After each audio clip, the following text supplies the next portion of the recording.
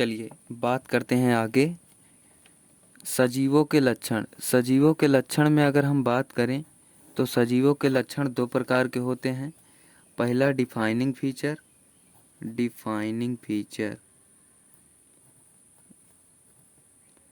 Defining feature और non defining feature,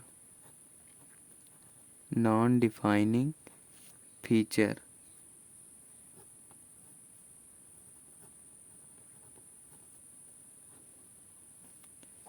non defining feature Hindi भी लिख दिया है। जो पूर्ण रूप से परिभाषित करें डिफाइनिंग फीचर कहलाते हैं या पूर्ण रूपेण परिभाषित लक्षण कहलाते हैं, और जो पूर्ण रूपेण न परिभाषित करे नॉन डिफाइनिंग फीचर या पूर्ण रूपेण न परिभाषित करने वाले लक्षण कहलाते हैं। इसका यही अर्थ होता है।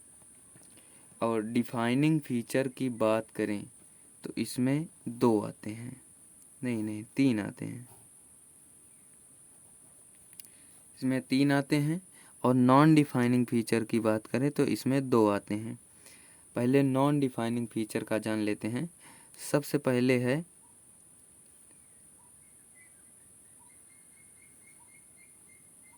वृद्धि, वृद्धि, ग्रोथ। दूसरा है जनन, इसकी अंग्रेजी रिप्रोडक्शन, DUCTION, रिप्रोडक्शन।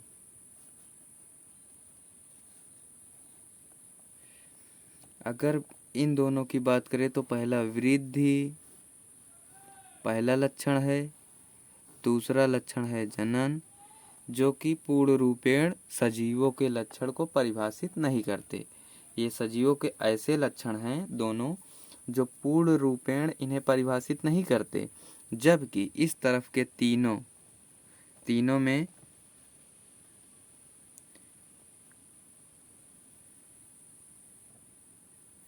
बात करते हैं।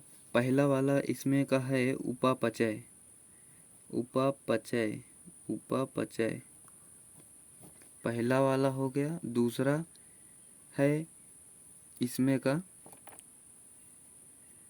कोशिकीय संगठन, कोशिकीय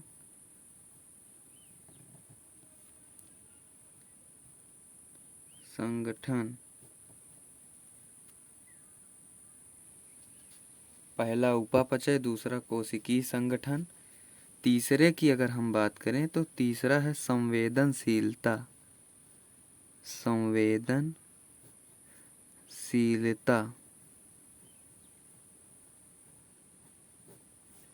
ये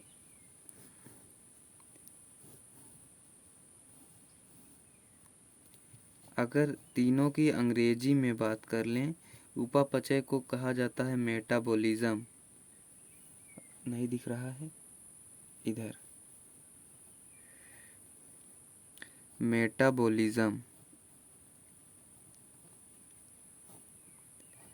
मेटाबॉलिज्म। कोशिकीय संगठन इसको क्या कहा जाता है, cellular, cellular organisation, cellular organisation इसे कहा जाता है। और संवेदनशीलता कॉन्शियसनेस,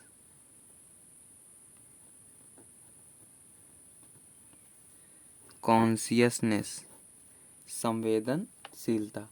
सभी की अंग्रेजी हो गई, सभी के प्रकार हो गए। ये तीन प्रकार ऐसे हैं जो पूर्ण रूप से परिभाषित नहीं करते सजीवों को कि ये सजीव ही हैं। नहीं, तीनों परिभाषित करते हैं, ये वाले नहीं परिभाषित करते हैं, थोड़ा जल्दी हैं। तो शुरुआत में वीडियो बनाते समय ऐसा होता है कि कभी कभी गलती से निकल जाता है, तो इसकी ज़्यादा टेंशन नहीं है हमें। आगे चलते हैं। जो पूर्ण रूप से न परिभाषित करे non defining feature. Non defining feature में दो चीज़ों को रखा गया है, पहला ग्रोथ और दूसरा रिप्रोडक्शन। और रिवीजन करें इधर वाले का तो पूर्ण रूप से परिभाषित करते हैं, ये डिफाइनिंग फीचर कहलाते हैं। उपापचय, कोशिकी संगठन, संवेदनशीलता, ये तीनों को डिफाइनिंग फीचर कहा जाता है। इनकी अंग्रेजी भी लिखा है, मेटाबॉलिज्म, सेलुलर ऑर्गेनाइजेशन, कॉन्शियसनेस। ये इतना हुआ रिवीजन पिछले का। चलिए बात करते हैं सबसे पहले वृद्धि की। वृद्धि को क्यों पूर्ण रूपेण परिभाषित न करने वाले फीचर कहा जाता है, मतलब नॉन डिफाइनिंग फीचर क्यों कहा जाता है, इसका कारण क्या है वृद्धि? क्योंकि वृद्धि तो सभी जीव करते हैं, ऐसा जरूरी नहीं है कि केवल सभी जीव ही वृद्धि करते हैं, और चीज़ें भी वृद्धि करती हैं। यही कारण है कि वृद्धि को नॉन डिफाइनिंग फीचर में रखा गया है। कि जैसे अगर हम बात करें, सबसे पहले वृद्धि की परिभाषा जान लेते हैं। वृद्धि है क्या? वृद्धि है लंबाई, द्रव्यमान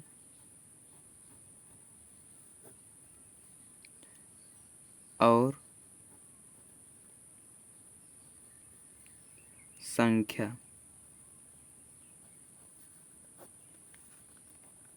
में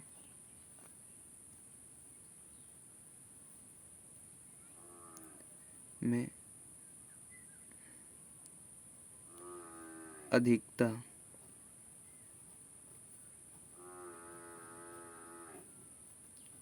को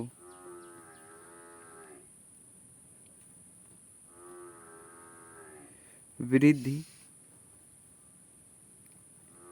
कहा जाता है। वृद्धि कहा जाता है। चलिए इसकी बात करते हैं। सबसे पहले हमने लिखा लंबाई, द्रव्यमान और संख्या में अधिकता। देखिए अगर कोई भी जीव है, या तो वो लंबाई में बढ़ेगा, या तो उसका द्रव्यमान बढ़ जाएगा, या तो उन जीवों की संख्या ही बढ़ जाएगी। तो इस प्रकार वृद्धि होती है। लंबाई में भी वृद्धि होती है, द्रव्यमान में भी होती है, और संख्या में भी वृद्धि होती है। अगर बात करें पर्वत की, पर्वत ये तो निर्जीव है। पर्वत निर्जीव होते हुए भी, पर्वत गलत लिख उठा। पर्वत निर्जीव होते हुए भी वृद्धि करता है। बोलो सर कैसे? जब ही उस पे छोटे छोटे मिट्टी के कण हवा के द्वारा उड़कर पहुंच जाते हैं पर्वत के ऊपर, तो धीरे धीरे इकट्ठा होकर पर्वत को एक बड़ा आकार दे देते हैं। अगर जैसे एक छोटा सा टीला हो, तो उस पे रेत मिट्टी के कण जमा होकर एक बड़े टीले का निर्माण कर लेते हैं। तो ये टीले पर्वत जितने भी हैं, ये वृद्धि करते हैं, लेकिन ये तो निर्जीव हैं, इसलिए कि सजीवों के लक्षण में इन्हें नहीं रखा गया। यही कारण है कि इन्हें सजीवों के लक्षण में नहीं रखा गया, कि जो पूर्ण रूप से परिभाषित नहीं करते हैं उसमें रख दिया गया। और इसी प्रकार आगे देखते हैं जनन को। जनन, जनन रिप्रोडक्शन। रिप्रोडक्शन की बात किया जाए, अगर रिप्रोडक्शन इतनी आसानी से नॉन डिफाइनिंग बनता है। देखिए ध्यान से, यह नॉन डिफाइनिंग कैसे है? क्योंकि सभी जीव जनन करते हैं, ऐसा माना जाता है, लेकिन कुछ जीव ऐसे होते हैं जो जनन नहीं करते हैं। जैसे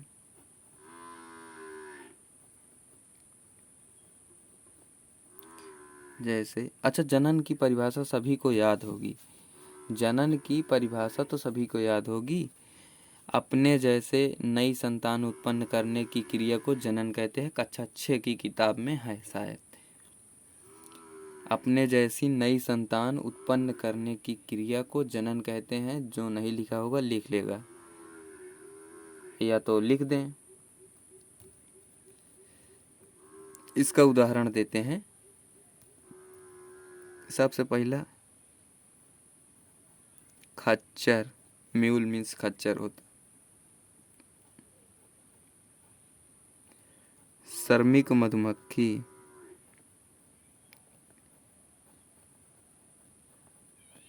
श्रमिक मधुमक्खी। और तीसरा है कुछ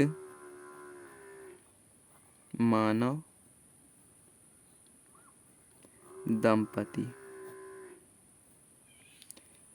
देखिए, हमने बताया कि जनन को तो परिभाषित किया 2 मिनट पहले। जनन कैसे पूर्ण रूपेण परिभाषित ना करने वाला नॉन डिफाइनिंग फीचर बना। इसको नॉन डिफाइनिंग फीचर में क्यों रखा गया है? क्योंकि जनन सभी जीव करें ये संभव नहीं है। अच्छा, संभव क्यों नहीं है? अभी हमने लिखवाया जैसे खच्चर, श्रमिक मधुमक्खी, कुछ मानव दंपति। ये क्या है कि ये जनन के अपवाद है। जनन के अपवाद, जनन के अपवाद हैं। जनन के अपवाद हैं ये खच्चर, श्रमिक मधुमक्खी, कुछ मानव दंपति। ये जनन के अपवाद हैं, ये जनन नहीं करते हैं और इसीलिए ये सजीवों के लक्षण पूर्ण रूपेण से परिभाषित करने वाले नहीं माने जाएंगे। क्योंकि भाई अगर सभी जीव जनन करते तो यह भी करते और ये नॉन डिफाइनिंग फीचर में नहीं आता। लेकिन इन्हीं 3 लोगों की वजह से यह नॉन डिफाइनिंग फीचर में रखा गया है और वृद्धि भी।